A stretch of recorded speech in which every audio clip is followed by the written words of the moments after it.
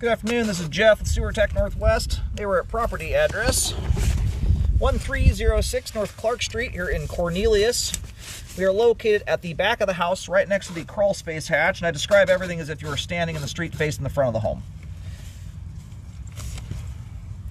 We drop it into a 4-inch PVC clean out here right out of the gate. We are doing this one from the outside, so I'm going to be manually introducing water to the line down through the clean out.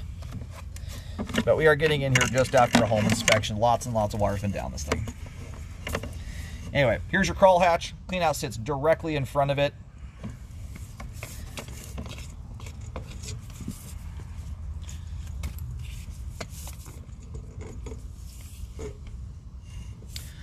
Alright, looks like we're dropping into some cast.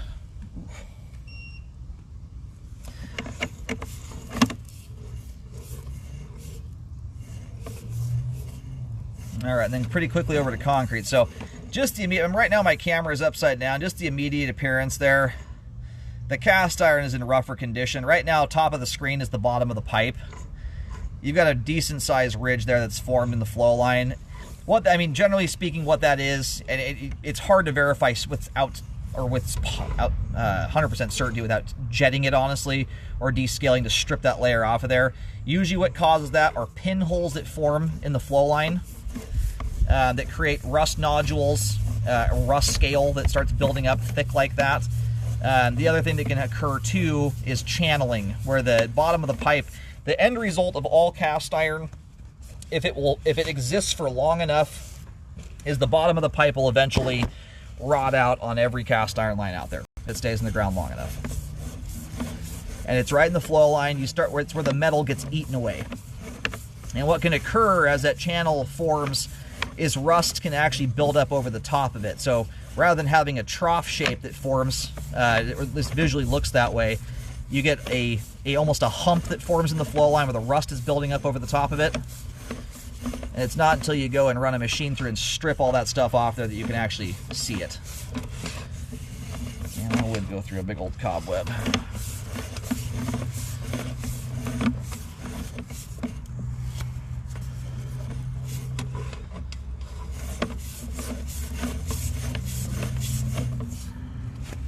Alright, now we're in a 3034 PVC, or just about to be anyway.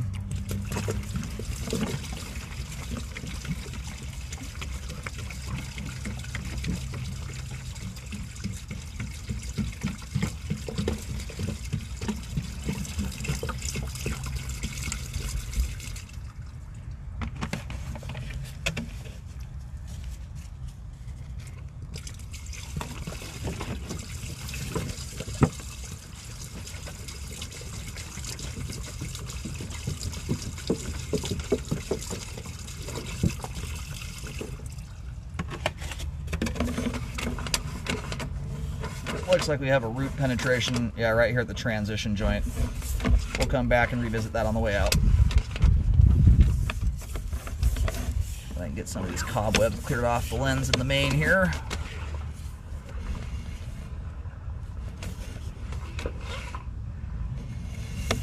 Alright, that's the main there. In total, about 50 feet. I'm going to pull back up here to the top of the drop just to get a better locate. Yeah, those roots are growing way down the line there.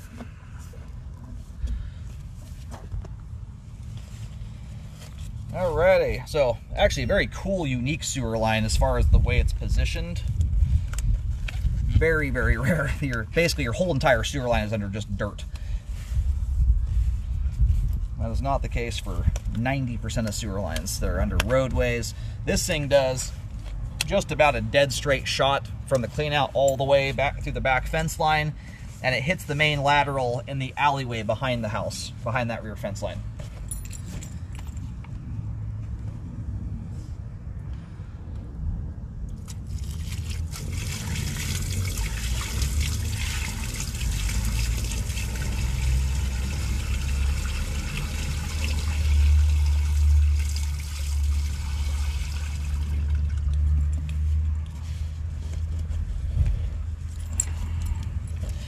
Anyway, back there, I put that marking there should be considered approximate or rough. If you go back there and look, I did put a green T marking down, approximately where the line hits the main. I'm getting some really bad locates back there for some reason. I'm not sure if it's due to depth or interference with some kind of utility, but that's how it feels. It feels like there's no overhead power lines right there, but that's the kind of signal I'm getting, like I'm getting a bunch of interference.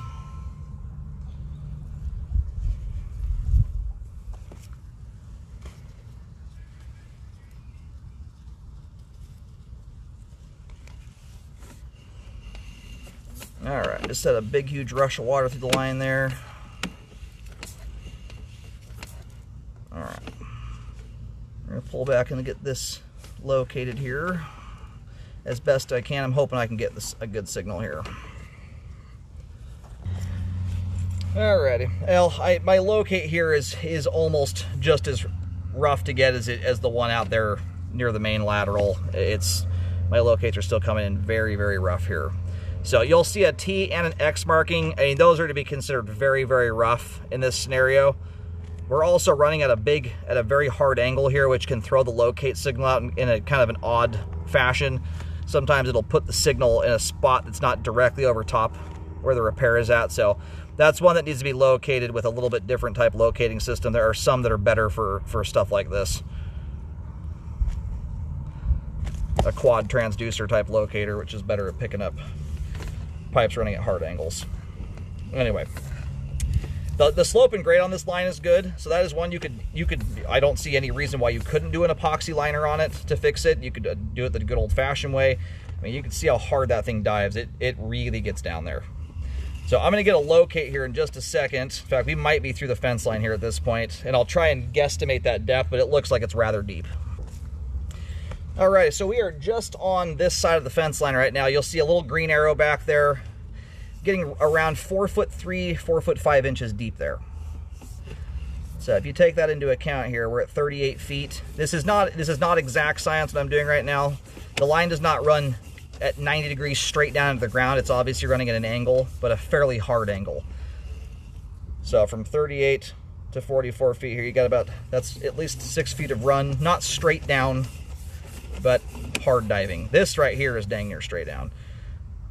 You know, so yeah, by the time you hit the main there, it would not surprise me if you are in the 9, 10, 11 foot deep realm, as hard as that thing is diving there at the end. So at the very least, I recommend a spot repair at that location. The stringies coming off that joint right there just appear to be cobwebs. Now, when it comes to these older lines, to be honest with you, my 2 cents on, I mean, if you're going to go digging a hole that deep to fix a single root intrusion, to me, it doesn't make sense to just simply spot repair a line, especially when the entire thing is just under dirt.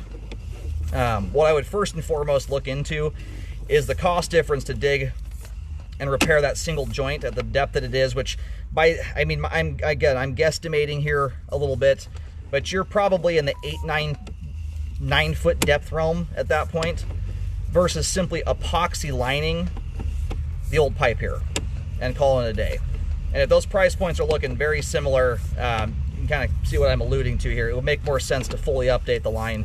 Even if the cost is a little bit more to line it, it would make more sense to go that route, considering the age of the line, than it would to do it just a single spot repair.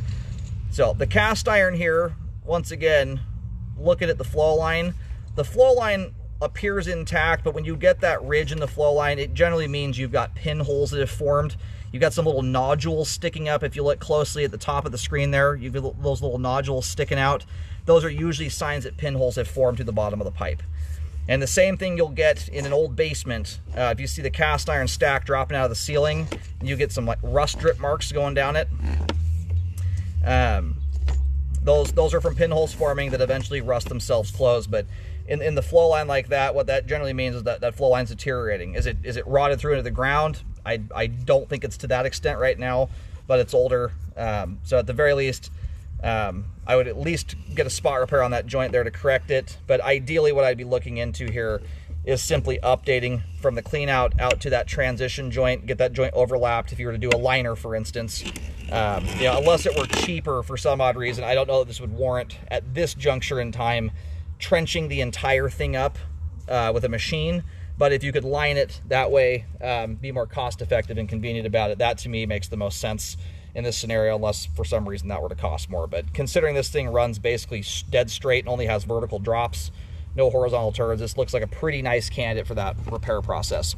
Right now, being that the line hasn't, or it still has, I'm losing my train of thought here, I apologize. Bear with me a second. Yeah, anyway, right now, being that the roots are not impeding the flow line in a massive way, sewage is still getting past it. Line is still in a functional state right now, but that can change as roots grow. The other thing that occurs when you get roots through a joint is the joint becomes exposed to the ground. One, that on its own can cause that joint there to allow dirt to flow through. It can lead to hydro erosion and cause things to settle. The other issue you can run into if you start hacking on roots and cutting them out enough times, those roots are often clogging the joints up. And sometimes when you go cutting roots and you do that too much, it could expose the joint even more to the ground and lead to even more aggressive hydro erosion where you can start getting offset joints and things of that nature.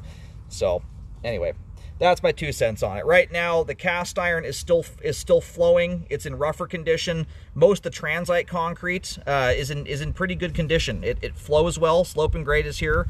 Anyway, with the advent of that type of repair process, I like to see people get ahead of it rather than wait too long to where a line wears out completely and you're stuck doing a dig style repair. So that's what I would suggest, looking into the cost difference between fully updating by liner from basically the clean out access to the main, or to the transition to 3034 versus the spot repair. But you know, everything on either side of the root intrusion all appears to be intact right now. The cast iron, again, you've got a rust layer there.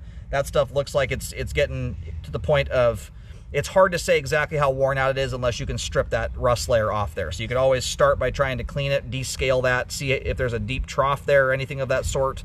But right now, stuff is still flowing over the top of that and it is still functioning. But that spot there is something to keep an eye on.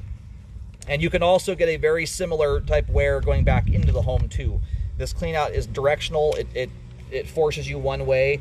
But just keep that in mind. If you see it on the outside of the home, you'll often see that back inside as well. Anyway, I'm going to do a little bit of reviewing of this video in better lighting. I've got a little bit of a sun glare on my screen. You know, watch for the report after I do a review in good lighting at home. Sometimes my reports look a little bit different than the audio commentary I'm giving right now. But just from a pure flow standpoint right now, being the roots are not blocking the line is in a functional state. But I would, at the very least, I mean, cut the roots out, but you got to do that with a little bit of caution, knowing that sometimes when you do that, it can cause those joints to settle more because you're unclogging the joints to an extent. And then keep an eye on the line, rescope it periodically, but at the very least, I would get that joint corrected there, and you could look into myriad of repair process for that, whether it's trenching or trenchless. The other thing you could also look into, which is often rather cost-effective as well, sometimes it beats the pants off of both lining and traditional excavation, is pipe bursting. Again, if that repair there starts to get into the realm of what it would cost to fully update by pipe bursting, for instance, that would make more sense than a spot repair.